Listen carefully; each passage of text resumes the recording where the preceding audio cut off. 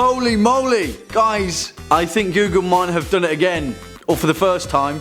I'm not entirely sure what just happened. Seriously, I'm a little bit blown away with what Sundar Pichai and his team just announced over at GDC 2019. Whoa, hold on a minute. You might be thinking, who the hell is this guy? He's never been on Top 10 Gaming before. Go away, dude. Well, I've got some important news. I'm a messenger from the future. I think, maybe. There's not much time, but Google just announced their brand new console-less gaming platform, Stadia, and it looks awesome. What's going on, guys, and welcome back to Top 10 Gaming. For one time only today, I'll be your host, Jack Finch, as we curiously take a look at everything we know about Google's awesome new console, Stadia. Roll the clip, I think. From the beginning of time, games have brought us together. Players and spectators. By the handful, the hundreds, and the thousands. Oh yeah, also probably the most massive thing is that although they only announced it literally a few hours ago, Stadia is launching this year, as in 2019. We could all be playing Cyberpunk 2077 on our phones before we know it. Wait, you guys don't have phones? Okay, bad example, but you get the picture. In a revolutionary new manner though, Google's Stadia has some incredibly high aims, and if the legendary technocrats can live up to their lofty claims, then I think a golden age of gaming may have just dawned. Again, don't worry, it's not only your phone.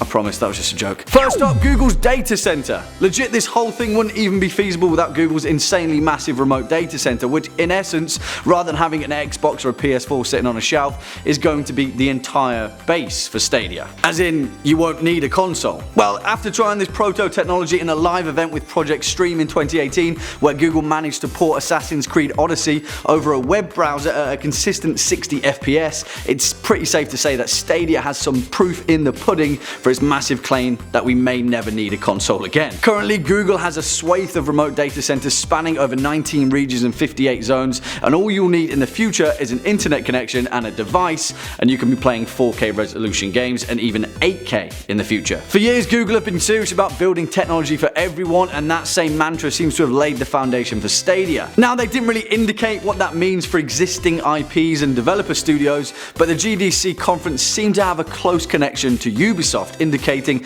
a strong partnership going forward with the platform. Whether there's any more, we'll have to find out. Next up, Stadia Games and Entertainment. Yeah, although the ultimate relationship with Microsoft and Sony is unclear, Stadia are carving forward with their own unique development studio, Stadia Games and Entertainment, Google's first own party game studio, where they've seemingly been working on several titles in secret for the past few years. The studio has been headed by Jade Raymond, the producer and executive producer behind many of the Assassin's Creed titles, as well as Watch Dogs and Splinter Cell Blacklist. Now, while this may seem like a pretty moot point because of course Google are going to be producing their own games with such a revolutionary new platform, what Jade Raymond seemed to be indicating is a massive step into the direction of VR and augmented reality gaming, which of course is Google, right? They're already living 10 years in the future anyway. Raymond cited Star Trek's holodeck as a smirked inspiration for a new direction at the studio, so who knows, maybe we'll be starring in our own Dixon Hill mysteries sooner than we expected. Swinging in next, what this means for game developers. Google laid the point on heavy that they were aiming to revolutionize the way that developers make games for an audience, and the most important fact we could glean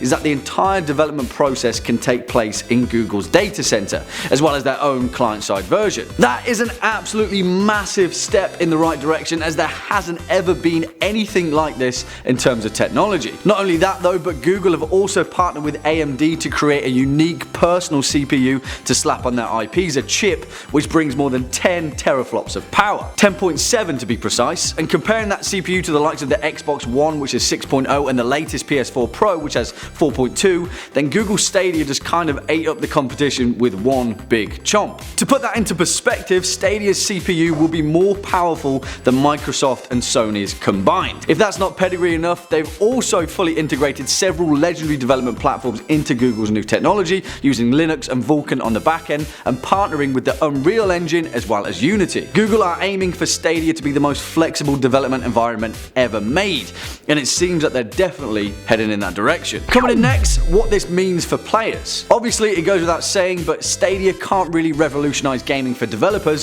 without leaving the players out. The most impressive thing that struck me in the Stadia announcement is that just like with Project Stream, Google are giving players the potential of purchasing, starting up and dropping seamlessly into a video game with the click of a link on any platform. Does that sound like wizardry? Yes, because it pretty much is. To put it into perspective, you could be watching a YouTube video of a new game launch and you could hit the link provided on your phone, your laptop, your desktop, and within seconds you could be playing that exact game. Now, Google claims that there'll be no download, no buffering, no latency.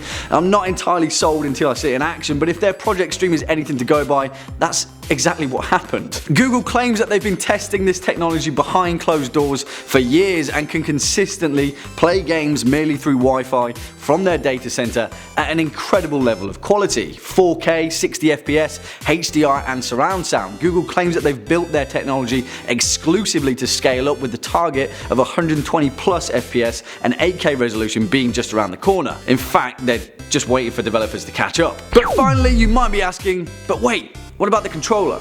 And yes, of course, a mighty fine point, because we can't really have a console announcement without a new controller, can we? And don't worry, because Google very politely didn't leave that out either. Although the Stadia announcement demonstrated that you could go from playing on your MacBook to your Pixel 3 XL, then to your desktop and use both touchscreen or a keyboard and mouse, switching the whole way, they also made a point that you can play on pretty much any screen using the new Stadia controller. While being a little bit similar to the Xbox and Steam controllers, there's no doubting that it exhibited all of the clean, sleek and fresh lines that Google are famous for, and of course it comes with a fine array of primary colours. The main point is that the controller connects directly through Wi-Fi and then pings the game that you're playing remotely through cloud technology, all the way to Google's data center. Whether this claim lives up is another question entirely, but if it does, this will probably be the only controller you'll ever need. Google also stated it will release with full cross-platform compatibility, which is pretty huge. Also, it has two very important buttons on it, as well as the usual control mechanics, of course. One of them live streams whichever game you're playing straight into your YouTube account with zero lag